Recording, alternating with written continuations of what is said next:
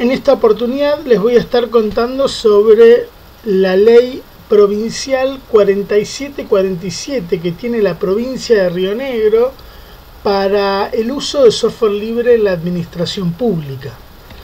Vamos a ver de qué se trata y qué beneficios nos trae el uso del software libre en la administración pública en el Estado. La presentación va a estar contando sobre la sanción de la ley en Río Negro, después sobre el beneficio del uso del software libre, básicamente basado en tres aspectos, que es el económico, el jurídico, legal y ético, y el que hace referencia a la soberanía tecnológica. Después vamos a estar planteando algunas ideas o propuestas de cómo se puede seguir avanzando para este camino de la implementación del software libre. Bien, en principio podemos decir que en el año 2012 el Parlamento de la provincia aprobó en primera vuelta y unánimemente, con la visita de Richard Stallman, el proyecto de ley que lo transformó en ley. La propuesta fue impulsada por el actual vicegobernador Pedro Pesati, en ese momento legislador, al igual que la actual senadora nacional Silvina García Larraburu, en ese momento legisladora. La ley establece el empleo obligatorio de software libre en los tres poderes del Estado, entes descentralizados y empresas con participación estatal. En el año 2012 la ley se encuentra vigente, está sancionada, pero no está reglamentada. Esto de alguna manera deja todo en un gris, donde el responsable de la dependencia pública, el responsable de sistemas, el director que vea con buenos ojos y entienda de los beneficios del uso del software libre, va a poder apoyarse en esta ley para hacer la migración, pero la realidad es que la mayoría de estas personas que no ven porque no son del ámbito de la tecnología, porque no llegan a ver los beneficios del uso del software libre, siguen usando software privativo, siguen usando software trucho, lo que es realmente peligroso, o avanzando en proyectos de implementación de sistemas privados, con las consecuencias que eso a futuro nos genera a todos, porque somos parte del Estado y los recursos que se usan para invertir en software salen del Estado también. Bien, entonces nos vamos a plantear por qué es importante esta ley. ¿Qué beneficios tiene usar software libre en la administración pública del Estado? Bueno, en primera instancia vamos a hablar del aspecto económico que tiene esto.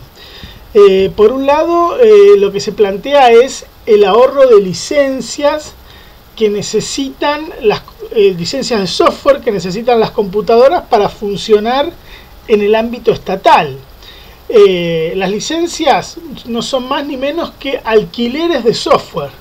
Alquileres de software por lo general por un año, los cuales salen un dinero importante. Estamos hablando entre 1.500 a 2.000 pesos por cada una de las computadoras, más o menos.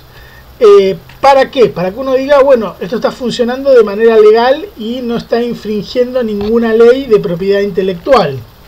Cuando nosotros usamos las computadoras de manera personal en nuestra casa y truchamos un programa, bueno, de alguna manera vaya y pase, cada uno será responsable, y la realidad es que es muy difícil que nos lleguen a agarrar usando software ilegal en nuestra casa.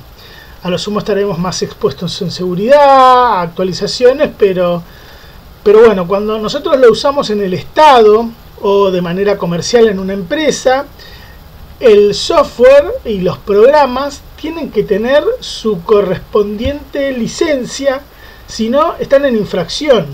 Hay un marco legal, un conjunto de leyes que protege la propiedad intelectual, y que bajo ese marco legal es que se puede avanzar contra la gente que usa software trucho, y más si lo usas en el Estado.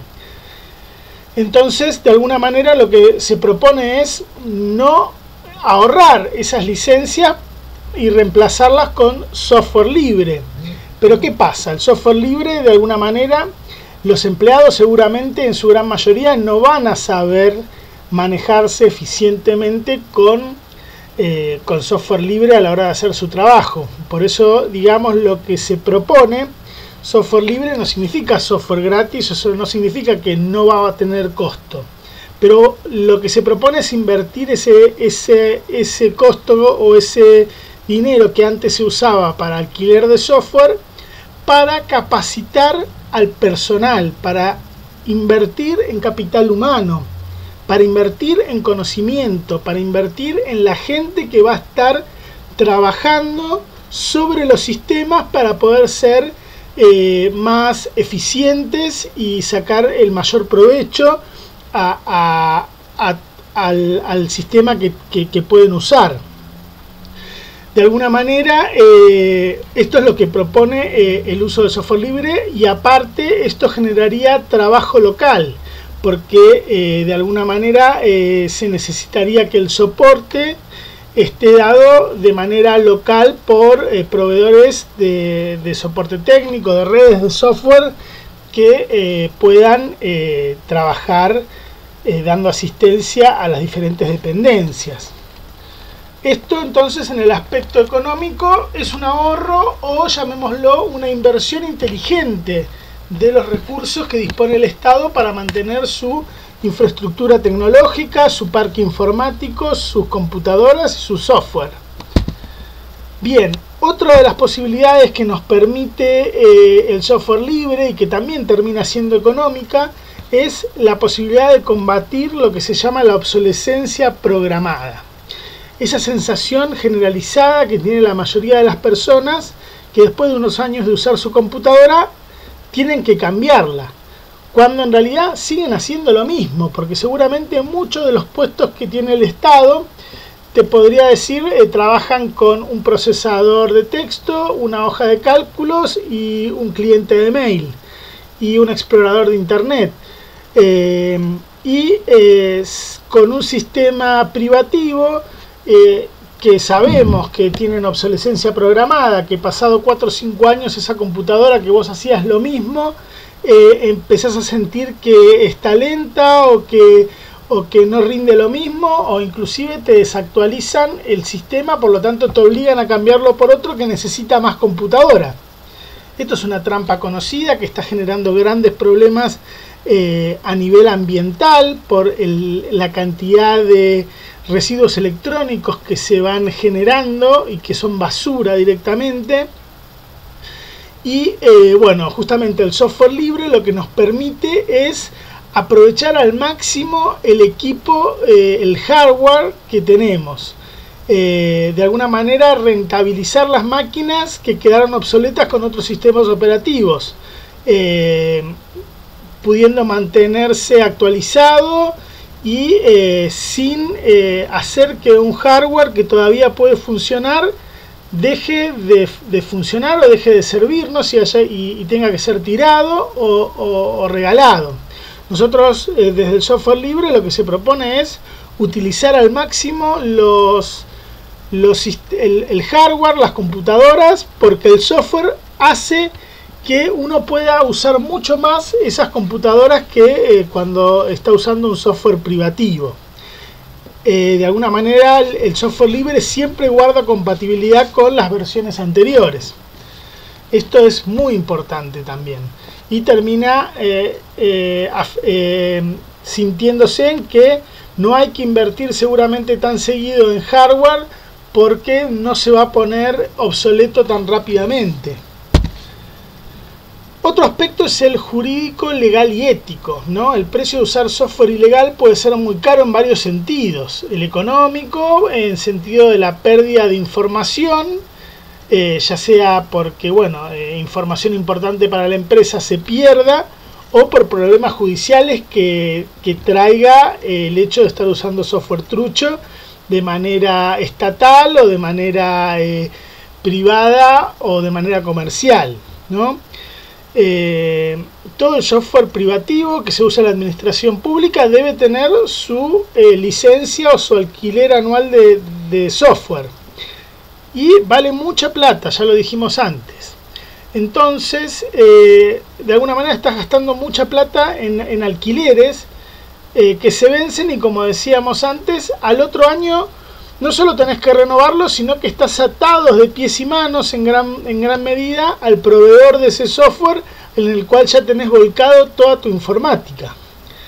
De alguna manera, todo este tema legal, jurídico, ético, porque uno entendiendo todo esto, debería ser consciente de que no puede estar infringiendo la ley cuando está trabajando en el Estado.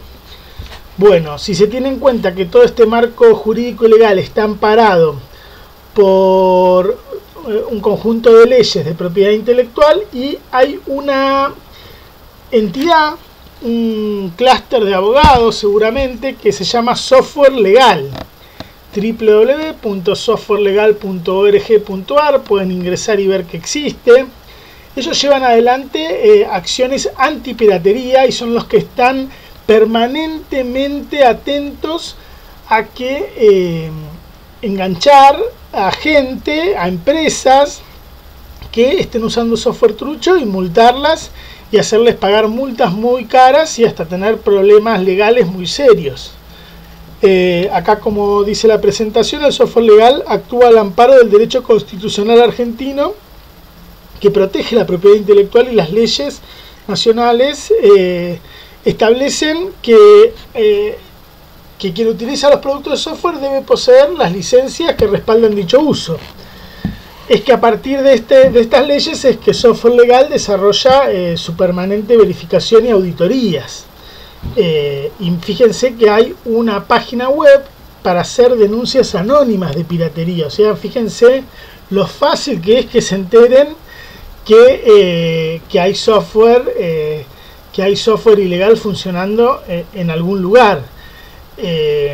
Esto sumado a que culturalmente, vamos a ver algunos números, en Argentina estamos muy mal con el uso del software legal. Justamente en esta diapositiva lo que nos marca es que la Argentina tiene una tasa de piratería del 73%, lo cual es una locura de alta esa tasa. De alguna manera uno que dice, che, los grandes empresas que venden este software ¿no se dan cuenta que tanta gente lo usa ilegalmente? ¿No se dan cuenta de trabarlo? Y en parte sí se dan cuenta, saben que están estos números tan grandes de piratería en algunos países, sobre todo los subdesarrollados. ¿Pero qué dicen estas empresas? Bueno, no importa en principio, porque sé que toda esa gente que usa el software ilegal no va a poder pagarme lo que sale la licencia. Pero no importa, dejémoslos usar este software de manera pirata, por más que no paguen, porque nos conviene mucho más que sean dependientes de esos productos a que los reemplacen por otros. Entonces, por más que sea muy alto el número de software ilegal, estas empresas de alguna manera dejan y saben que dejan esta puerta abierta porque saben que acá en la Argentina no van a poder cobrar todas esas licencias, porque muchos lugares que los usan, o muchos usuarios, no tienen para hacer la compra de eso y que después su negocio siga funcionando. Por eso es que, bueno, de alguna manera que lo sigan usando, que sigan siendo dependientes y generando dependencia de estos productos, que cuando sea el momento ya se les va a cobrar, cuando ya sea o que lo necesite la empresa o que el país, la situación le permita cobrarlos. Creo que va a estar más cerca de que la empresa necesite plata y vaya contra el software pirata, que la gente pueda pagar lo que piden las empresas de software.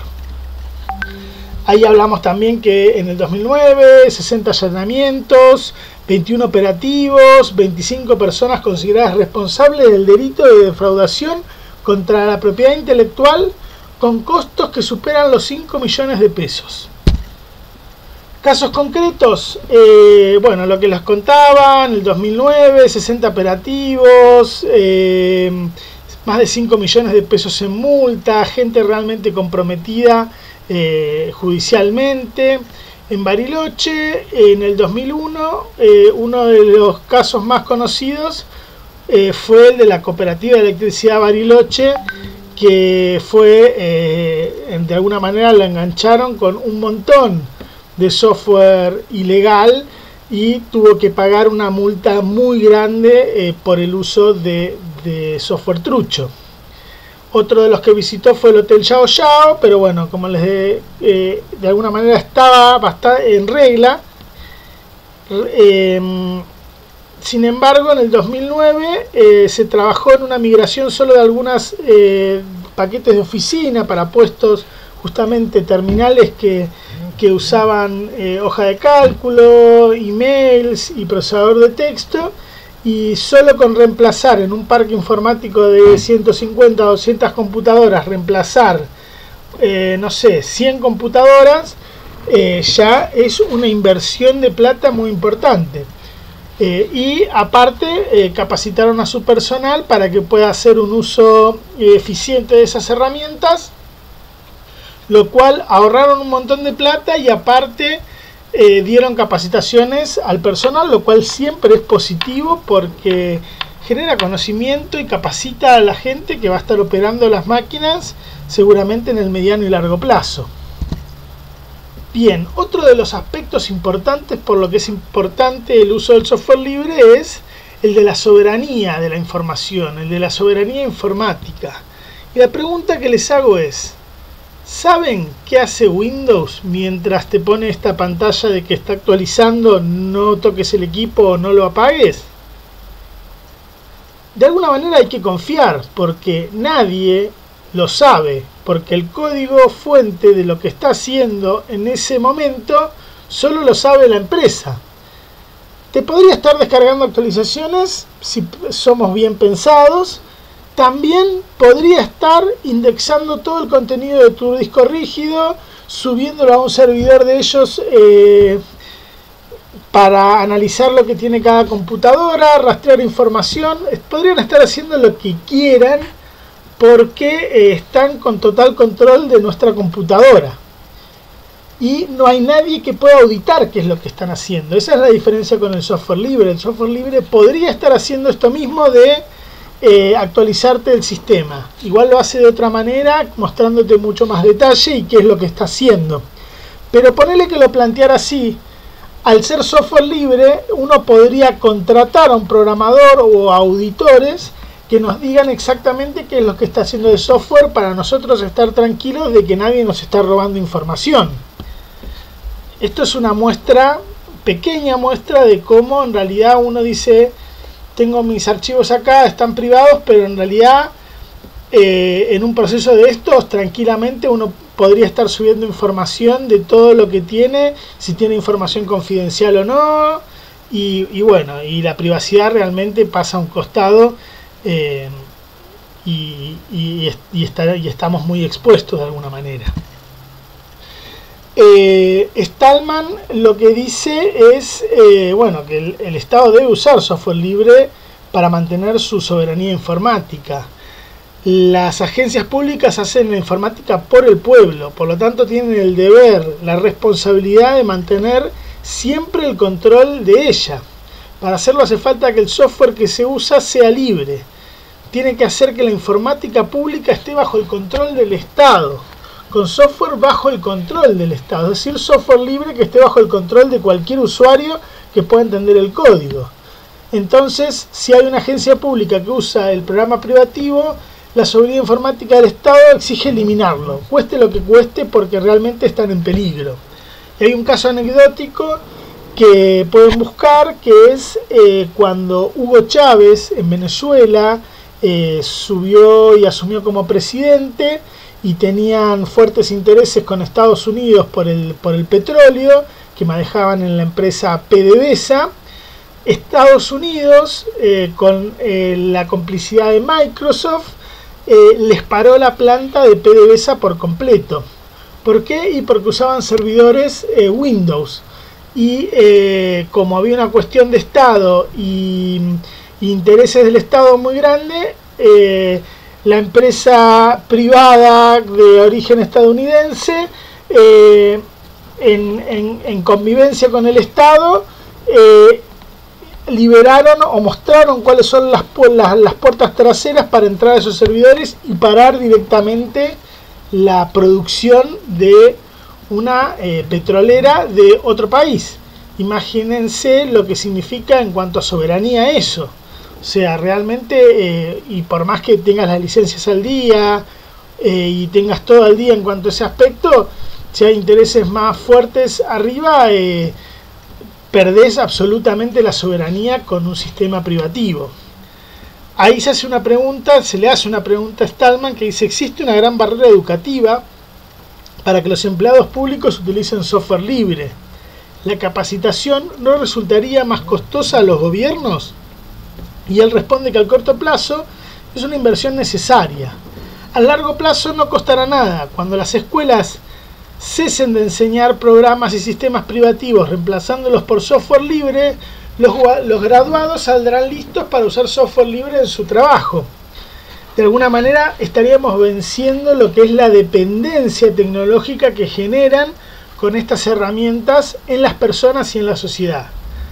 Dejar de invertir en licencias, que es dinero que se va hacia el extranjero, que se fuma al término de la licencia, porque hay que renovarla, para empezar a invertir en capacitación, en capital humano, en enriquecer de conocimientos a la gente que va a operar los sistemas los próximos años. Bien, nos ayuda a combatir la dependencia tecnológica. El software privativo fuerza decisiones que deberían ser del usuario. Estamos altamente colonizados y altamente dependientes de algunas tecnologías y de algunos productos. Y el caso más emblemático es el de Microsoft Office, donde nosotros a un procesador de texto lo llamamos Word y a una hoja de cálculo la llamamos Excel. Y uno, si quiere hacer la prueba, pregúntele a cualquier usuario que tengan por ahí si le pueden pasar un procesador de texto, un archivo de un procesador de texto, y seguramente no va a entender bien de qué le están hablando. Pero si le dicen te paso un Word, enseguida van a entender que le estás hablando de un archivo de un procesador de texto. No perdamos de vista de que Word es un producto, Excel es un producto, la herramienta es un procesador de texto y la herramienta es una hoja de cálculos. Pero estamos tan colonizados, somos tan dependientes tecnológicamente de esos productos que no sabemos y pensamos que Word es un procesador de texto y que Excel es una hoja de cálculos. Que lo son, pero no los separamos, los asociamos como que Excel es hoja de cálculo y en realidad Excel es un producto, una herramienta de una hoja de cálculo, pero también podría usar LibreOffice o otros que también existen. La dependencia tecnológica es muy fuerte. Yo siempre digo que de alguna manera la libertad radica en poder elegir. Y vamos a poder elegir en tecnología cuando podamos entender que hay diferentes alternativas y que las computadoras no llegan con Windows por fuerza divina, ni que tienen Word y Excel también por fuerza divina, sino por fuerza de mercado y por trabas que hacen y por mucho lobby que generan las empresas sobre esos productos que se imponen de una manera impresionante sobre la sociedad, colonizándonos y generando una dependencia tremenda hacia esos productos. Justamente en este sentido se hace mucho hincapié en lo importante que es el software libre en la educación. Y Richard Stallman se pregunta ¿por qué quiere regalar Microsoft copias así gratuitas de sus programas a escuelas y niños? Es como regalar drogas adictivas, ya que la primera dosis, la que se usa en el secundario y de forma educativa, es gratis, pero después, cuando ya sos dependiente, cuando solo sabés usar eso, cuando vos te enseñaron a usar ese programa y tenés que salir al mundo del trabajo, ahí tenés que empezar a pagar por eso. Cuando en realidad existen alternativas que son totalmente gratuitas o libres. Esto es parte del problema que tenemos hoy por hoy con varios de estos productos de software.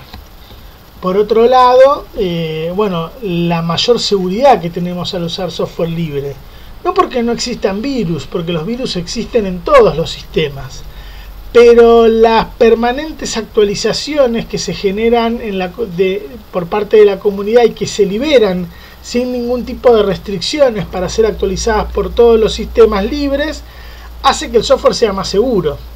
Uno, para actualizarse en el software privativo, tiene que estar legalmente con la licencia para que te habiliten las descargas, o te truchás las licencias para habilitarte las descargas, pero en algún tiempo vas a tener que renovar la truchada para seguir estando actualizado, y si no estás actualizado, entonces vas a estar más vulnerable a la seguridad en la red, ¿no? Que hoy cada vez encima es más complicado. ¿Por qué? Y porque hay cada vez más virus, están cada vez las vulnerabilidades son más peligrosas, están todos estos virus que te encriptan la información y después piden rescates de la información que tienen encriptada, y bueno, esto puede hacer perder mucha dinero a las empresas, porque bueno, de alguna manera virus, pérdida de información o cosas por el estilo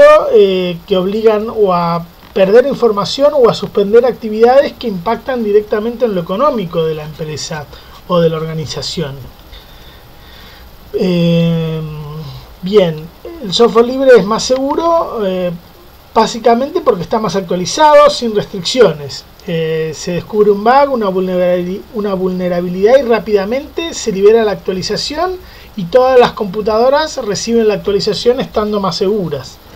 Y de nuevo, el tema de los virus en el software libre existen, pero si los comparás en cuanto al universo que existe en cada sistema, podemos decir que casi no existen en Linux, porque de un promedio de 800 tipos de virus que circulan en las plataformas de Linux, en los cuales muchos ya están totalmente obsoletos porque fue publicada la actualización y se cubre la vulnerabilidad, contra 20 millones que tiene Windows, y tenés que estar con todo truchado o legal para poder estar actualizado a las últimas fallas de seguridad reportadas.